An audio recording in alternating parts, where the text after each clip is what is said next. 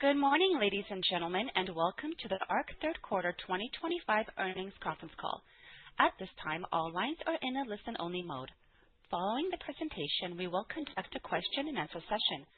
If at any time during this call you need assistance, please press *0 for the operator. This call is being recorded on Thursday, November 6th, 2025. I will now turn the conference over to Anthony Nathan. Please go ahead. Thank you, Operator. Good morning, everyone, and thank you for joining us today for our Third Quarter 2025 Earnings Results Call. With me on the call today are Bob Rasmus, ARQ's Chief Executive Officer, Jay Voncannon, ARQ's Chief Financial Officer, and Stacia Hansen, ARQ's Chief Accounting Officer. This conference call is being webcasted live within the investor section of our website, and a downloadable version of today's presentation is available there as well. A webcast replay will also be available on our site, and you can contact ARQ's investor relations team at investors@arq.com. Let me remind you that the presentation and remarks made today include forward-looking statements as defined in Section 21E of the Securities Exchange Act.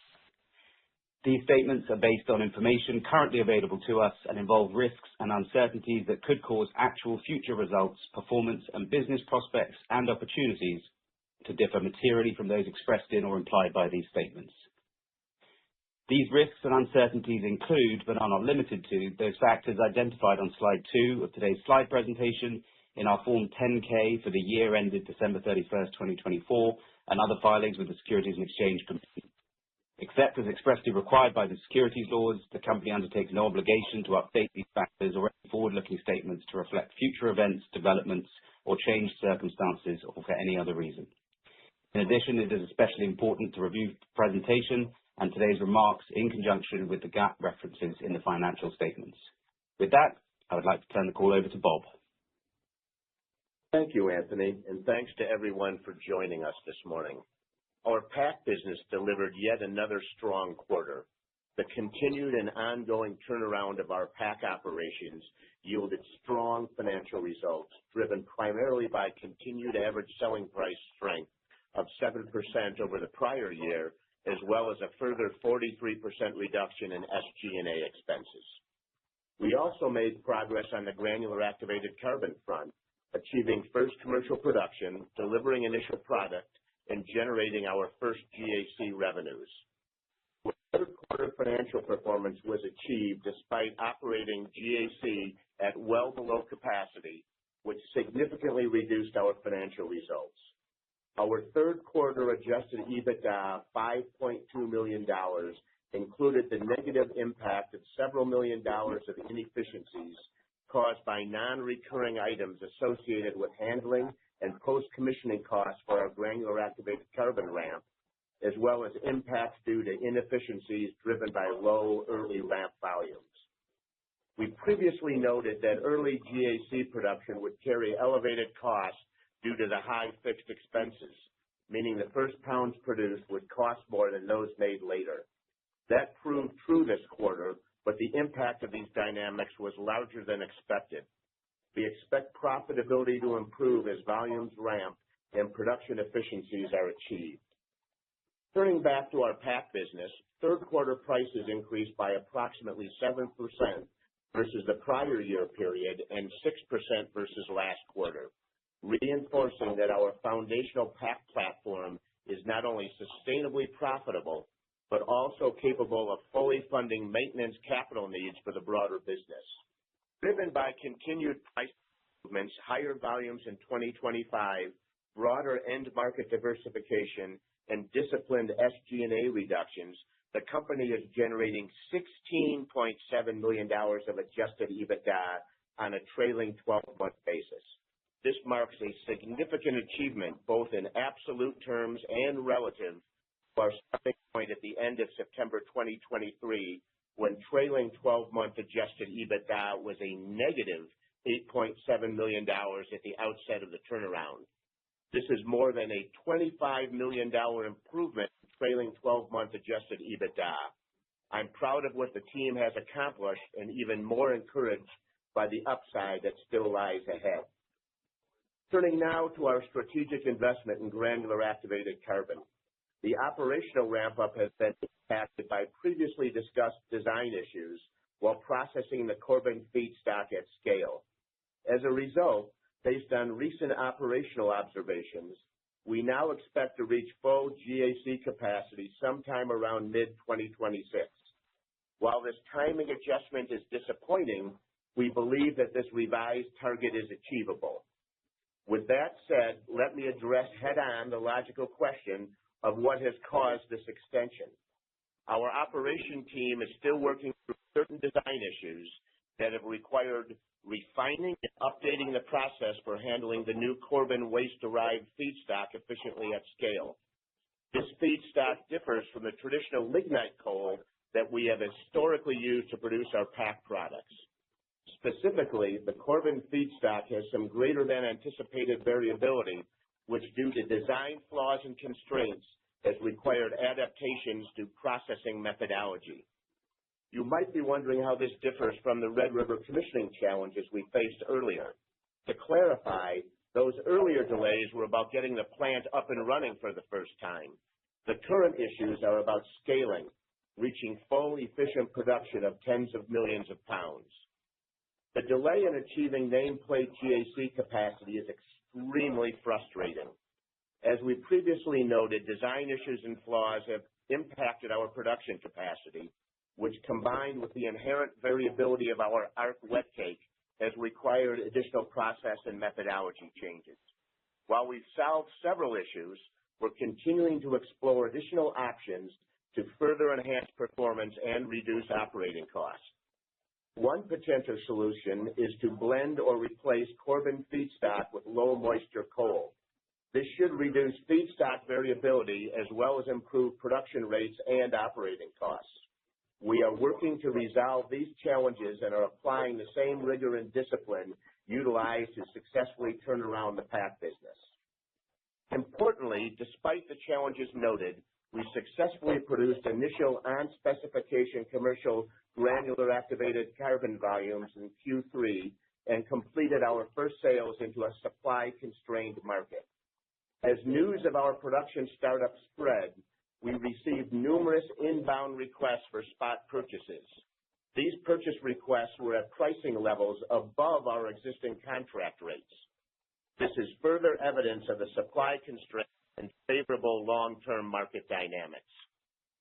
While our strategy remains centered on long-term contracts, these spot inquiries are priced above our initial agreements and could offer attractive diversification opportunities alongside our contracted sales.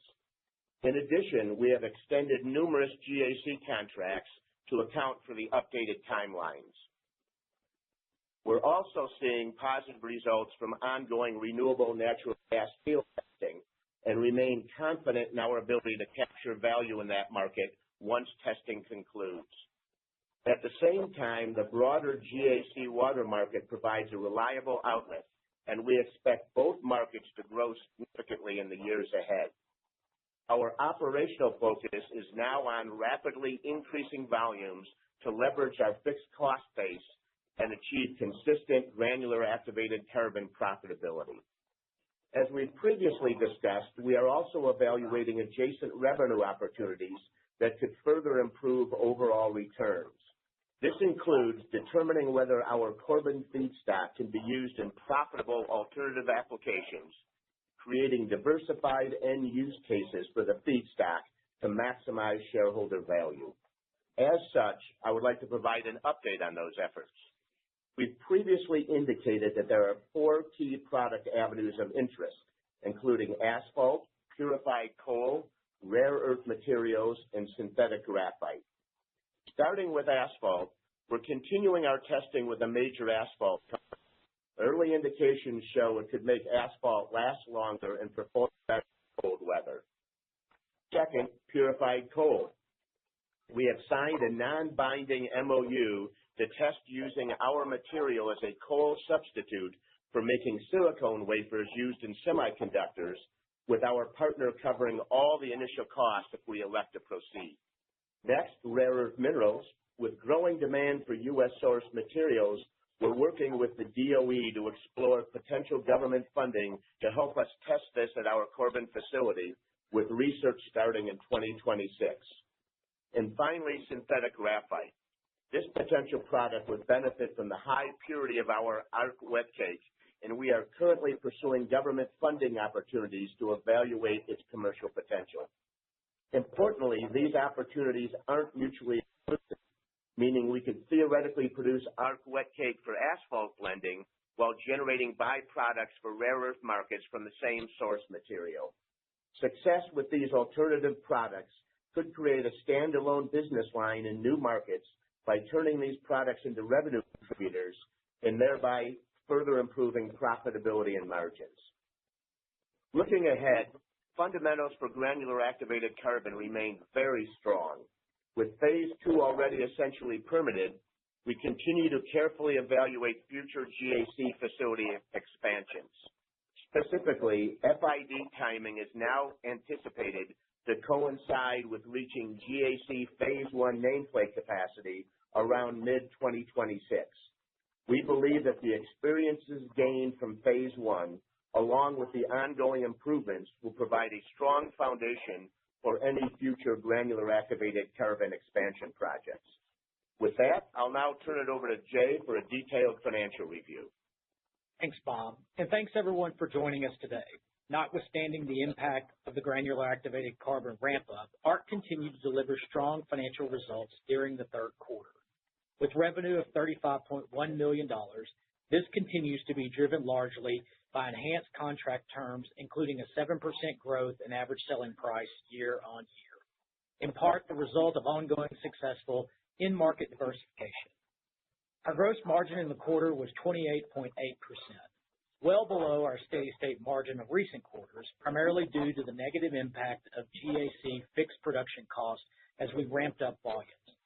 We continue to incur post-commissioning costs associated with pre-production feedstock used in our granular activated carbon line. Additional negative impact to margin this quarter was related to low volumes versus higher fixed cost. We generated positive adjusted EBITDA of approximately $5.2 million compared to adjusted EBITDA of $5.9 million in the prior year period. I would note that consistent with many market participants beginning in Q1 2025, we have added back stock-based compensation as a part of our adjusted EBITDA calculation and revised corresponding 2024 adjusted EBITDA calculations for comparability. As Bob noted, this quarter saw a significant anticipated ramp-up cost associated with GAC. As we continue to work to get the GAC line to run rate capacity, with only approximately 2 months of commercial production in Q3, margins were materially impacted by the high fixed production costs related to granular activated carbon. While we do not intend to split our business lines in the future for competitive reasons, I think it is important to note today that we achieved an extremely strong quarter in regards to our PAC performance. As noted earlier, our third quarter adjusted EBITDA performance of $5.2 million included several million dollars of non-reoccurring expenses associated with handling and post-commissioning costs for our GAC ramp, as well as impacts due to inefficiencies driven by low early ramp volumes. Q3 is often a strong quarter for us, but this was an especially solid quarter for our PAC business, demonstrating not only the impact of our enhanced pricing, but also our cost reduction initiatives. We incurred a net loss of approximately $700,000 versus net income of $1.6 million in Q3 of 2024, primarily attributable to the high fixed production cost on initial volumes from our phase 1 GAC line as we continue to ramp up to nameplate capacity. Selling, general, and administrative totaled $4.6 million, reflecting a reduction of approximately 43% versus the prior year period. This reduction was primarily driven by payroll and benefits, as well as general and administrative expenses. Research and development costs for the third quarter increased to $2.6 million, up from approximately $800,000 in the prior year quarter. This increase was primarily attributable to the ramp-up of the GAC line we discussed earlier. Overall, our performance in Q3 2025 demonstrates our ability to operate our PAC business efficiently, such that it contributes very positively and sustainably to our economic position, while further enabling us to pursue and execute on anticipated high growth and high margin opportunities with our expanding GAC business. As always, we remain focused on enhancing the profitability of our PAC business even further, and I believe that is how a business which can, on a medium-term basis, feasibly generate significantly greater than our previous target of effectively covering maintenance CapEx. To discuss the impacts of the quarter on our balance sheet, let me turn it over to our Chief Accounting Officer, Stacia Haynes. Thanks, Jay. Turning to the balance sheet, we ended the third quarter with total cash of $15.5 million, of which approximately $7 million is unrestricted. This is compared to total cash of $22.2 million as of year-end 2024. This change was driven primarily by trailing CapEx spend at Red River relating to the GAC line and buildup of ARQ wet tank inventory and critical spare parts. Today, we are also reiterating our full year 2025 CapEx forecast of between $8 and $12 million. This is particularly relevant given Bob's comments about potential work at Red River, which we do not believe will add materially to our budgeted CapEx for the year. As we continue to expect to fund our operating and CapEx needs via our existing cash generation, debt facilities, and ongoing cost reduction initiatives. With that, I will turn things back to Bob. Thanks, Jay and Stacia. Before we turn to questions, I'd like to leave you with 4 key takeaways. First, our PAC business continues to perform extremely well. As mentioned earlier, the $5.2 million of adjusted EBITDA we reported this quarter included the negative effect of several $1 million of non-recurring items associated with activated carbon. This reflects the underlying strength of our foundational PAC business. Our PAC turnaround has exceeded expectations, and while we view PAC's long-term growth potential as more limited than that of granular activated carbon or our potential emerging product lines, it's now clear that this foundational business delivers meaningful and sustained value. I remain confident there is still room to further improve our PAC business. My goal has always been for PAC profitability to fully cover maintenance CapEx across the business, and I now believe it can do even more than that. As a major shareholder, I see this, combined with our substantial asset base, which has a replacement value well in excess of $500 million, as a strong foundation for the company's long-term valuation.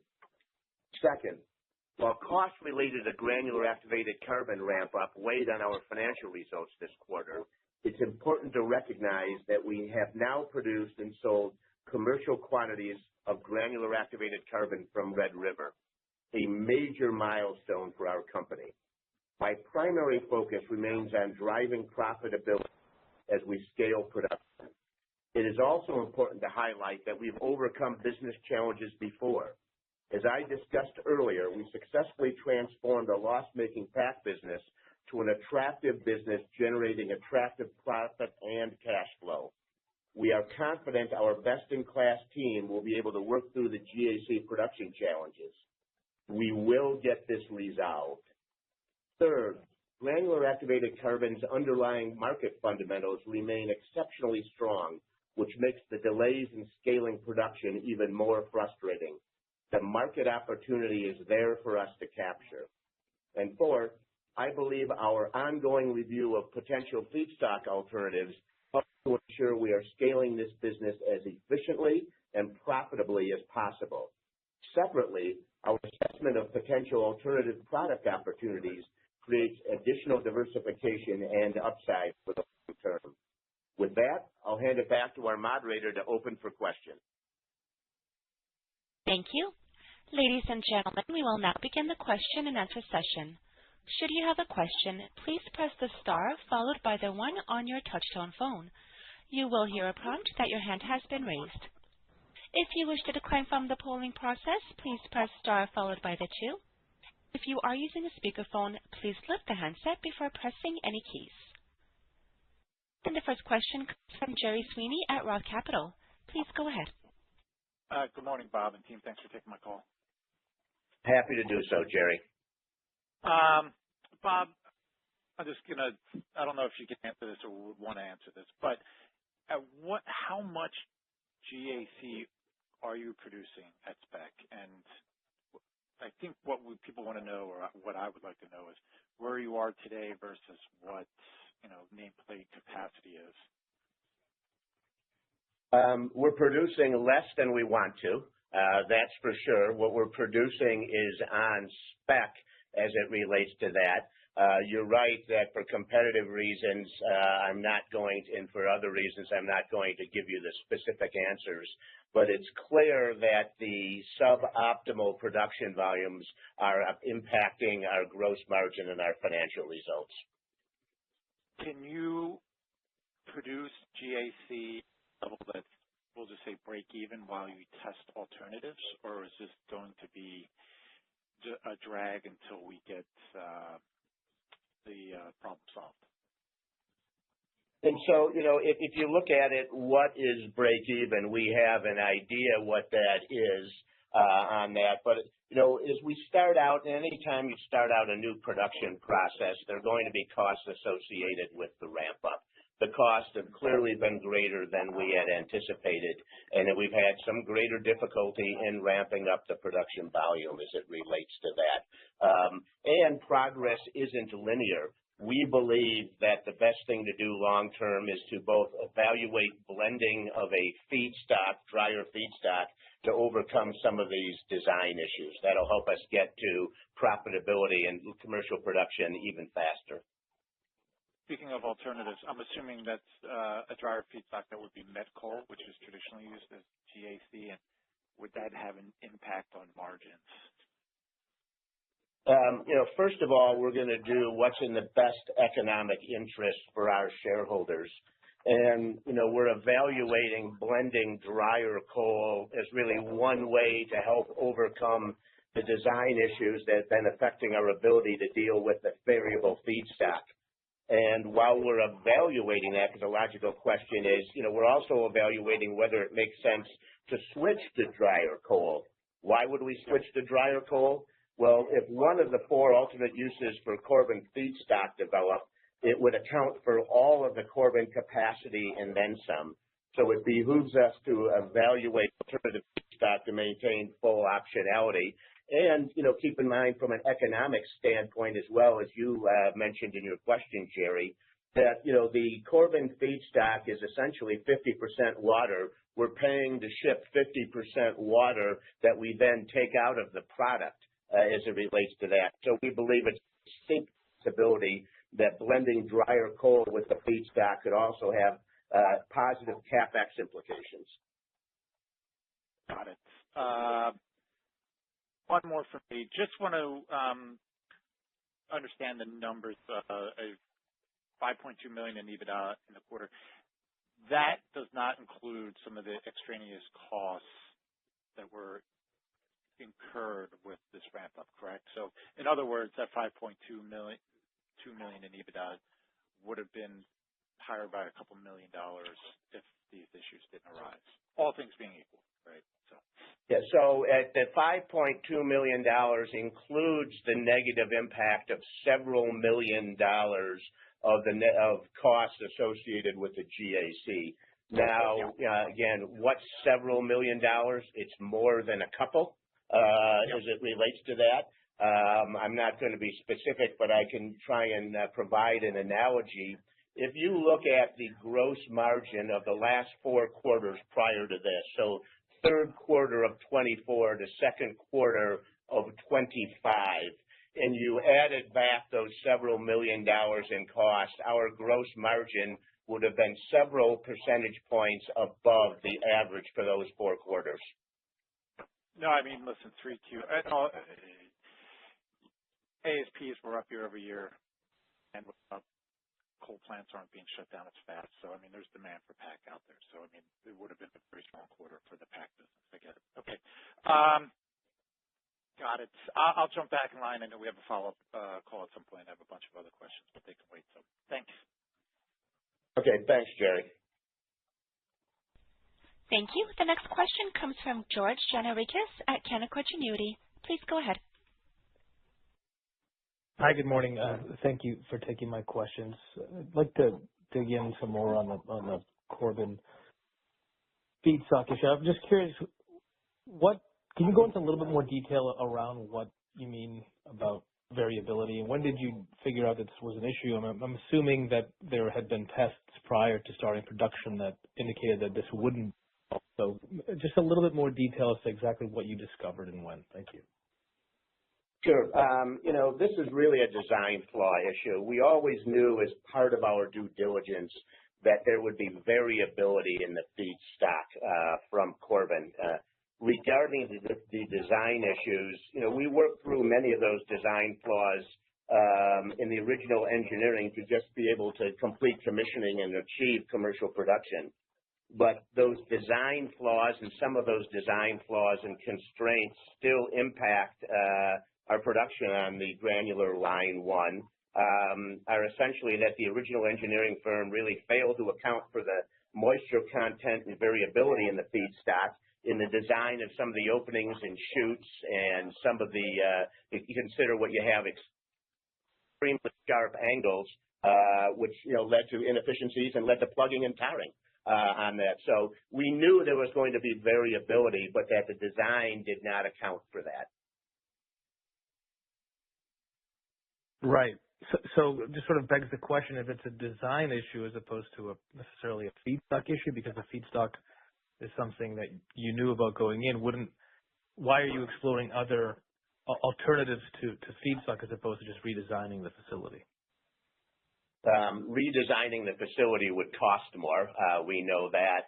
And we think that one of the issues relates to, as I say, if you think of a 90-degree angle and you're trying to push product that has some moisture content or some sticky content through that 90-degree angle, it's going to catch on that on the corners, etc. By blending it with drier coal and reducing that moisture content on the input, it makes it easier to make that. It's less likely to stick, for lack of a more technical term, as it relates to going around those corners. So it would be easier to blend that feedstock and cheaper than it would be to redesign and put in place the additional equipment. All right. And maybe just last question in terms of, I think it was asked previously as well, how do we think about the long-term margin implications of some of the changes you're making? Thank you. Yeah, no, a couple of things. One, short term, there's clearly a negative impact from their ability or an inability to reach full run rate production on granular activated carbon. Long term, the granular activated carbon margins we expect to be extremely strong for all the market fundamentals that I discussed in the prepared remarks. And pricing continues to be even stronger than it was in terms of even a year ago as it relates to that. And if you look at, one benefit of blending some drier coal, as I mentioned in my Mary's question, is that we won't be shipping as much water that we're taking out of the system. So that in and of itself should lead to lower operating costs and improved margins. Thank you. Thanks, George. Thank you. The next question comes from Aaron Spychalla at Craig-Hallum. Please go ahead. Yeah, hi, Bob, Jay, and Stacia. Thanks for taking the questions. Maybe just one on GAC. I mean, can you just, maybe at a high level, just what gives you confidence in hitting the mid-2026 targets? I mean, have you started to implement some of these, design tweaks, or are you seeing some consistency benefit from, the changes you're making on the feedstock side? It doesn't sound like there's a lot of costs you're expecting, but just, again, trying to just understand the confidence in reaching these targets. Yeah, sure. Great question, Aaron. And I'm going to apologize in advance because it's going to be either, depending on your point of view, long-winded, or you ask what time it is, and I'm going to tell you how to make a watch. But I think it's important to provide that context. As everybody knows, that design flaws led to the delays in commissioning the granular activated carbon facility earlier this year.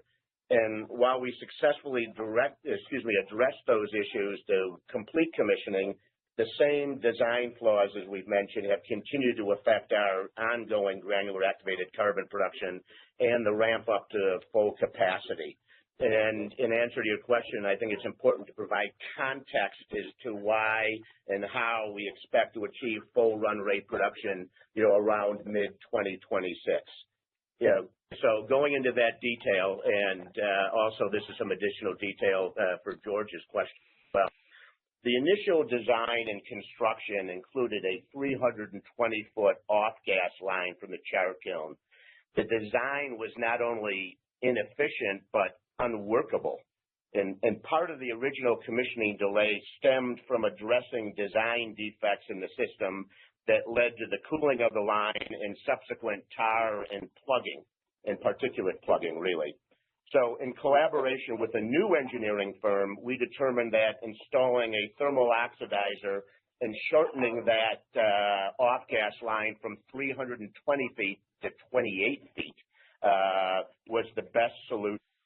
Locating a suitable unit, a suitable thermal oxidizer, was difficult, as really only one with the required specifications existed in the U.S. We have secured that on a rental basis, and once installed, it enabled us to have successful plant commissioning and to start commercial production.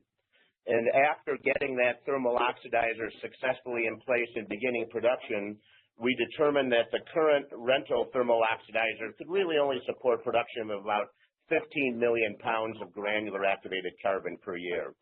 As a result, in working with that new design firm, we now plan to purchase and install a purpose-built thermal oxidizer, which is designed to support 25 million pounds of granular activated carbon production a year. The lead time for construction and installation of this new purpose-built 25 million pound capable thermal oxidizer is why we have moved our expectations of full run rate production to around mid-2026. That is when we expect to receive and install that purpose-built thermal oxidizer. And once on site, installation will take about 6 days, 1 day to cool the existing unit, 1 day for removal, and 4 days for replacement and connections. The GAC production will have to pause for roughly 1 week during this process, but operations should quickly get to full run rate capacity once installation is complete, because all we're changing at that point is working through the full capacity of having a thermal oxidizer, which allows us to get to 25 million pounds, and we're confident we'll be able to have solved the input issues prior to that time. Logical question is, what's it going to cost? The new thermal oxidizer will require an estimated total investment of $8 to $10 million. That includes roughly $3 million for the equipment, and the remainder is for installation. The vast majority of the spending will occur at the time of final shipment and installation. This will be funded as 2026 CapEx, and based on our conversations with current and potential lenders, along with our available cash and operating cash flow, we believe that this can be readily funded in a capital-efficient manner. And to minimize disruption, we plan to complete our biannual TAR during that same period. That way we avoid any additional planned downtime in 26 or 27. So apologize for being so long-winded, but I think it's important to show that, the detail behind why we have changed our prognosis. No, I appreciate that color. That's helpful. And then you kind of talked on the PAC business, if you back out a few, $1 million, it obviously really good margin performance. Seems like the outlook still remains strong there. Can you just kind of talk about that and potential further diversification and kind of ASPs and just for the outlook on the PAC side? Sure. We had, again, another strong quarter of average selling price increase. We were up 7% year over year, 6% quarter to quarter. That pace has abated somewhat from our 9 previous quarters of 9% or better average selling price increases. And it was natural. We couldn't continue that cadence forever. We still expect to see continued improvement from the PAC business and the PAC-related results from a combination of increased volumes. We are still seeing increased average selling prices and also the additional fixed cost absorption related to additional volumes. As it relates to new markets, our sales force has done an outstanding job of looking to develop and penetrate additional markets, and those additional markets also have higher average selling prices than some of our additional outlets. So we're optimistic about the future for PAC as our foundational business. All right. Thanks for taking the questions. I'll turn it over. Thanks, George. Thank you. Oh, The Aaron. next question. Sorry, Aaron. Sorry. Thank you. The next question comes from Peter Gastrike at Water Tower Research. Please go ahead. Thank you. So good morning, Bob, and thanks for taking my questions here. Just a few, if I may. The first one is, regarding the delay for the GAC. Is there any risk or penalties that could be associated with the contracted customers for the delay? Our customers have been great with this. We work closely with all of our contracted customers to provide visibility on production output, as it relates to their needs. All of our customers have worked with us to amend their orders, their ordering cadence, and all of our GAC contracts that were 1 year or less have been extended. So I think that's a testament both to the strength of our relationships and to the undersupplied nature of the market. But everything is going as well as it should be. Okay, great. Thank you. So my second question, just following on from the previous question about the PAC prices. Yeah, congratulations. It's great to see. Even though the momentum has slowed year on year, you're still able to raise, which is really commendable. I just wanted to ask, though, is that for that 7% increase, are we talking purely about the PAC there, or are we seeing any kind of a measurable impact from the GAC spot volumes that you mentioned? So we didn't sell anything on the spot market. We're concentrated on meeting our customer contracted orders on that, which is the right thing to do from a relationship standpoint. So all of the price increases that we refer to, that 7%, are coming from the PAC business. Okay, got it. Okay, thanks. And just a final question on the SG&A. So, regarding the reduction in SG&A, how much of that can be sustained? And also, for that portion, if I understand, that was allocated to cost of goods sold, why was that decision made? So, Peter, this is Jay. The SG&A reductions are coming from prior year to this current year, and yes, those are definitely sustainable. We actually think that we'll see as a percentage of revenue as the granular line comes up and starts coming up in 26. You'll start seeing revenue or SG&A as a percentage of revenue decline because we don't anticipate needing to increase the SG&A cost as we ramp up the GAC line. With regard to, I think, your second question there, which is on the reclassification into R&D, most of that, we won't have that going forward. We did that reclass also in Q2 as it relates to pre-production volumes as we were bringing the granular activated line to a commissioning point. So most of that cost that was reclassed in Q3 was the July and really like 1 week of August cost for pre-production volumes. Once we commission the facility, all of that cost has been running through the cost of goods sold line. And that's why we're seeing it impact the negative, or the margin in Q3 was negatively impacted by those fixed costs being spread across fewer pounds as we're not up to really a break-even point yet for granular. Okay, great. Thanks very much. That's all of my questions. Appreciate it. Thank you. Thank you. The next question comes from Tim Moore at Clear Street. Please go ahead. Thanks. I just want to follow up an important thread. I mean, it's great the GAC is going underway. That's a really important milestone. And you've got a lot of things to optimize before you add additional lines over the coming years. But, I just want to really dig into one other thing. I get the SG&A reconciliation, and Jay just went through that. But, how should we think about really gross margin in the next 2 quarters, until you get enough utilization underway on GAC? I was kind of under the impression that the really big drag was the June quarter and it won't be as bad in September. But,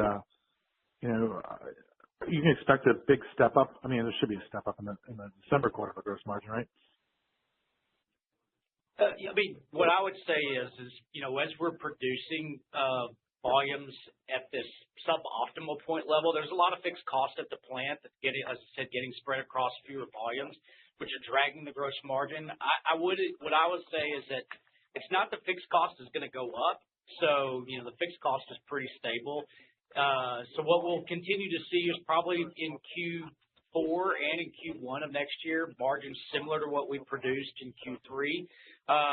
It's until we're able to get the volume up or actually have more pounds to sell and spreading those costs across that greater pounds, then we'll see the margin improve.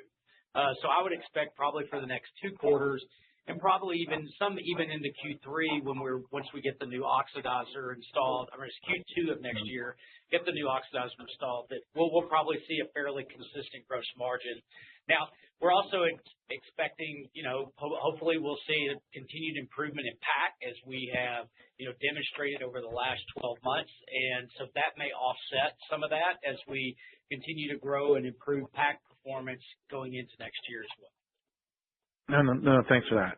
That's really helpful color on the cadence of. And the other question I had was, I can, understand right now with GAC revenue is not that much. It'll be pretty, sizable by, the June quarter. And for competitive reasons, you might not want to disclose it. Calvin Carbon's owned by another firm. It's just, small sliver of their conglomerate. Do you think though at some point, given that it's 25 million pounds, you add more lines, that you think you would break out maybe a year or 2 from now, or GAC revenue, just to have the difference, and especially when maybe it starts cannibalizing PAC a little bit on the feedstock later on. A couple things on that. I think that one, given the long-term favorable market dynamics, I think it's highly probable that we will build a line 2 and further increase capacity. You mentioned competitive reasons. I'll refer to it more as competitive tension. There's always competitive tension between, the IR side of things and the sales side of things as to what we break out. As you know, I'm a big believer in providing detail. An informed investor is a good investor and is a long-term investor. The flip side of that is that we are the only public company, so we're handing competitive information to our competitors on a platinum platter on that. And so the long-winded answer is maybe. What I would say also, add to Bob's comments, is, once we get to the 25 million nameplate and then we add another line 2 and we're then at 50 million of capacity, we're probably, we're at about 100 million pounds capacity on the PAC. There, you'll be able to begin to see, you can do correlations and kind of, it wouldn't be very difficult to back into what the ultimate margin is between the two. So that will, and as we continue to grow and we start seeing PAC get cannibalized, as you mentioned, there probably will become a point where we'll be the bulk of our discussion in the MD&A and the Q will be around the granular business, and the PAC will be, just kind of a base level that we know and talk. No, that's fine, because I'll be able to back into the GAC revenue pretty closely when you lap a full year. If you keep announcing average price increase when you start going year-over-year on the GAC. But no, thanks for that, Bob and Jay. Appreciate it. That was it for my question. Okay. Thanks. Thank you. We have no further questions. I will turn the call back over to Bob Rasmus for closing comments. Thank you very much. Both short-term and long-term, the outlook for the powdered activated carbon business is strong. We also continue to expect even better performance from the pack side, and this is a dramatic improvement from 2 years ago when the pack business was a significant money loser. Short-term, there clearly remain some challenges to getting the granular activated carbon business up to full run rate. We're applying the same rigor, discipline, focus, and resolve we successfully applied to the pack business to solving these challenges. The long-term market dynamics for granular activated carbon remain extremely strong. And as a reminder, I'm fully aligned with shareholders with my minimum salary and my large stock ownership. I want this fixed as badly, if not more so than you all do, and we will get this resolved. So thank you all for your interest, and we look forward to continued communication. Ladies and gentlemen, this concludes your conference call for today. We thank you for participating, and we ask that you please disconnect your lines.